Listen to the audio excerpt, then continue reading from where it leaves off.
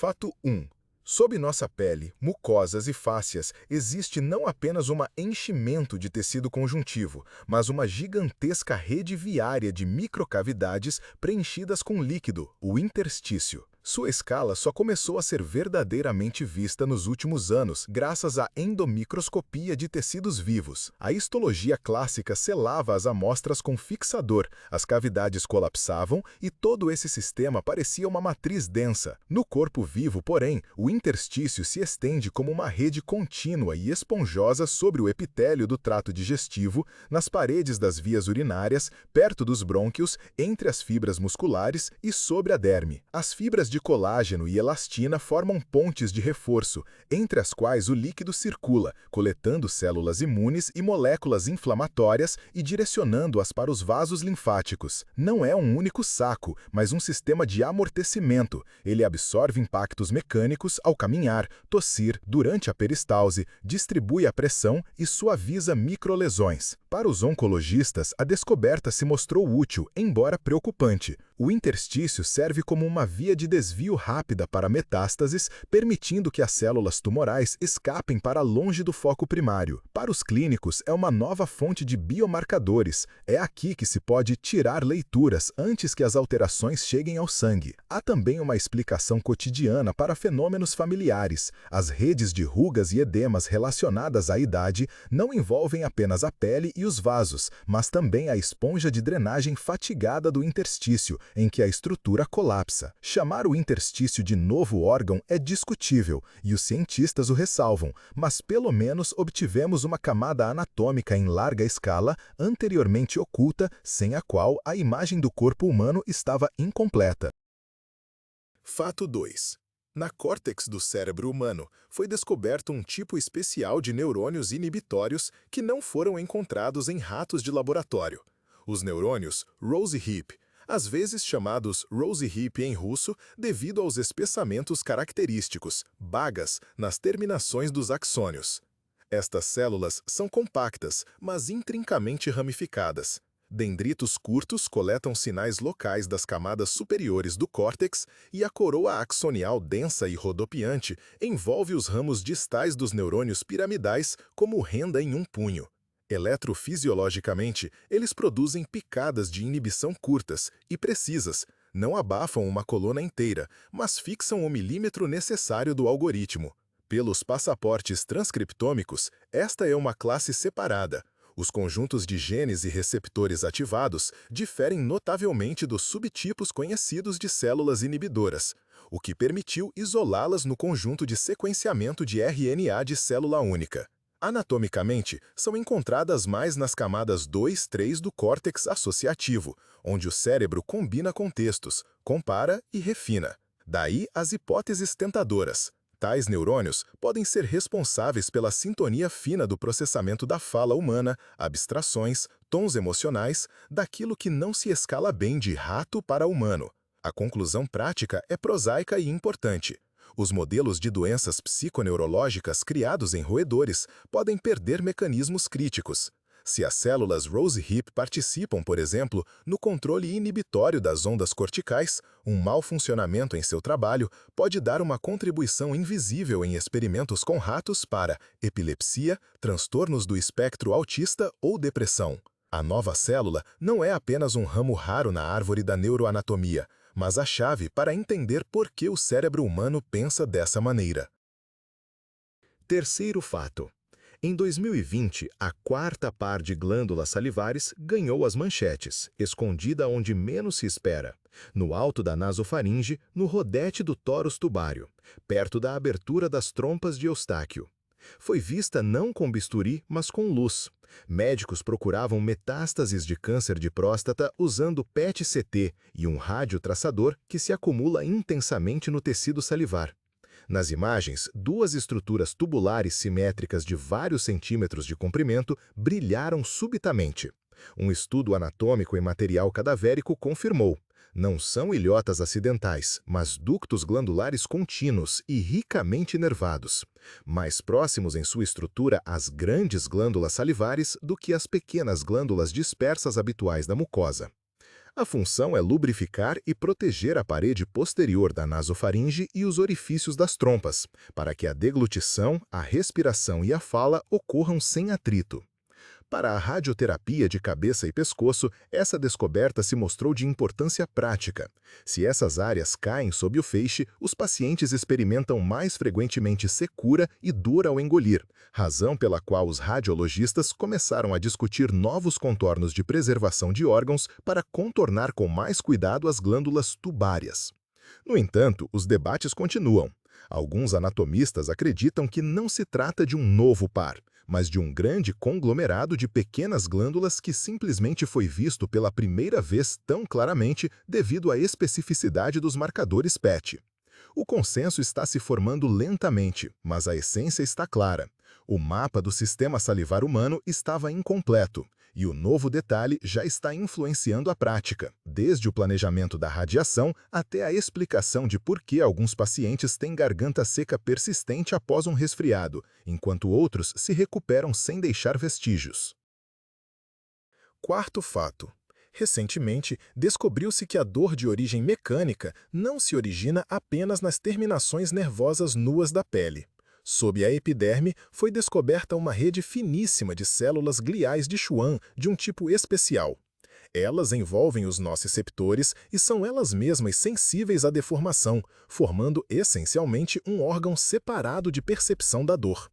Em experimentos com animais, a ativação optogenética dessas células provocou reações de proteção típicas, como se a pele fosse picada por uma agulha. E quando sua atividade foi suprimida, o limiar de sensibilidade à dor aumentou notavelmente. Uma rede morfologicamente análoga foi identificada na pele humana, e os clínicos a consideram cada vez mais como o elo perdido na hiperalgesia e na alodínia, quando até mesmo um leve toque queima como lixa. A história está reescrevendo o livro didático. A glia não é apenas a equipe de apoio dos neurônios, mas um sensor e amplificador ativo. Isso explica por que inflamações locais e cicatrizes causam dor fantasma. Não muda apenas a fiação dos nervos, mas também a sensibilidade da rede glial. A conclusão prática é simples e promissora. Os alvos para o alívio da dor estão se movendo para a periferia. Se aprendermos a modular finalmente a atividade dessas células de Schwann com medicamentos, luz, ultrassom ou eletricidade, será possível aliviar a dor sem atordoar todo o cérebro com sedativos e sem o risco de dependência de opioides. Por enquanto, é um caminho de pesquisa, mas o mapa já foi desdobrado. Sob a pele de cada um de nós, opera nossa própria teia de sinais, que é a primeira a decidir o que exatamente deve ser considerado um toque perigoso. Quinto fato. Na última década, o esgoto do cérebro foi repensado. Descobriu-se que ele possui um sistema de drenagem completo, o glinfático, que funciona em conjunto com os vasos linfáticos da dura mater recentemente mapeados. O líquor não apenas banha as circunvoluções, mas é bombeado ao longo das artérias para túneis perivasculares, impulsionado pela pulsação da parede vascular e limpa os produtos metabólicos do espaço extracelular, levando-os para as veias e, em seguida, através dos coletores linfáticos meníngeos para os gânglios profundos do pescoço. O detalhe crucial é o sono. Na fase de ondas lentas, a neuroglia altera a configuração dos canais de água. Os espaços intercelulares se expandem, estimados em dezenas de %, e o fluxo acelera drasticamente. Em exames de ressonância magnética em humanos, observa-se ondas de líquor que caminham em sincronia com as oscilações corticais. Daí as consequências práticas. A lavagem noturna do cérebro não é uma metáfora, mas fisiologia, e a privação crônica de sono está associada a um maior acúmulo de beta-amiloide e a uma alteração na depuração de moléculas inflamatórias. A postura também é importante. Em experimentos com animais, a posição lateral melhorava o fluxo de saída, em comparação com deitar de costas, um detalhe que agora está sendo cuidadosamente verificado em humanos. Outra vertente são as vasopatias e traumas. Microhemorragias e rigidez arterial prejudicam o bombeamento perivascular, e o edema da dura mater pode comprimir os coletores meníngeos. Em suma, diante de nós não está apenas um esquema curioso, mas um novo alvo terapêutico. desde o ritmo do sono de ondas lentas e a sincronização respiratória até a estimulação suave da pulsação vascular, tudo é considerado como formas de ajudar o cérebro a limpar melhor o lixo. Sexto fato: o osso deixou de ser o concreto do organismo. Na camada cortical dos ossos longos, foi recentemente descrita uma rede de vasos transcorticais, milhares de microcanais que perfuram literalmente o tecido compacto da medula óssea até o periósteo. Em moldes de corrosão transparentes e imagens de alta resolução, observa-se como parte desses túbulos se conecta ao fluxo arterial e parte ao fluxo venoso. Células e moléculas circulam continuamente por eles, ligando a cavidade fechada do seio medular à rede vascular superficial. Isso explica dois antigos enigmas clínicos. Primeiro, por que o acesso intraósseo funciona instantaneamente quando veias não são encontradas? O medicamento sai por esses shunts diretamente para as artérias principais. Segundo, por que a inflamação em uma articulação eleva tão rapidamente o calor ósseo? Leucócitos e citocinas obtêm uma via direta da medula óssea para o foco e vice-versa. Surgiram também novas pistas para reumatologistas e oncologistas. O remodelamento desses canais acompanha artrites e a cicatrização de fraturas. E em oncologia, discute-se se eles não servem como um desvio para células metastáticas. A formulação ainda é cautelosa, mas os dados estão se acumulando. Para a fisiologia do esqueleto, isso é uma revolução. O osso compacto não é uma parede inerte, mas um tecido vivo atravessado por uma rede de metrô, onde o fluxo sanguíneo, o tráfego imunológico e as cargas mecânicas se encontram literalmente em um único ponto. E para a prática, novos alvos, desde medicamentos que afetam o endotélio desses microvasos, até métodos de imagem que podem mostrar antecipadamente onde o osso está cicatrizando e onde está estagnado. Sétimo fato: o livro de texto sobre o genoma humano está sendo reescrito. Em vez de um único padrão, obtivemos uma pangenoma, um mapa gráfico compilado a partir de dezenas de genomas completos de pessoas de diversas origens. Além disso, foi montado não a partir de pedaços curtos, mas por leituras longas que atravessam repetições e laços complexos do DNA. Descobriu-se que o genoma de referência anterior, embora conveniente, era unilateral. Ele capturava mal inserções e reestruturações grandes, características de algumas populações e raras em outras. A pangenoma adicionou à imagem aproximadamente centenas de milhões de pares de bases perdidas e milhares de variantes estruturais. Ela completou os labirintos no complexo imune HLA, precisou a quantidade de cópias e as interrupções no par de genes com memória SMN1/SMN2 e destacou a sanfona de repetições em LPA, associada ao risco de aterosclerose. O ponto-chave é o formato do grafo. Agora, a normalidade não é um fio único, mas uma rede de caminhos pela qual um clínico pode comparar o genoma de um paciente específico sem uma trajetória eurocêntrica imposta. Na prática, isso já está mudando o rastreamento. Variantes raras em habitantes da África, Oceania ou povos indígenas da América deixam de se perder em pontos cegos e as avaliações de risco pessoais, scores de risco poligênicos, começam a funcionar não apenas para aqueles em quem o modelo foi treinado. A engenharia também se beneficiou. Algoritmos de alinhamento aprendem a percorrer o grafo, o diagnóstico de expansões repetidas deixa de ser um mistério. É importante também o inverso. A pangenômica não encerra o tema, é um projeto vivo no qual se continua a aumentar a biblioteca com novas compilações e a refinar regiões duvidosas. Mas a lição já foi aprendida.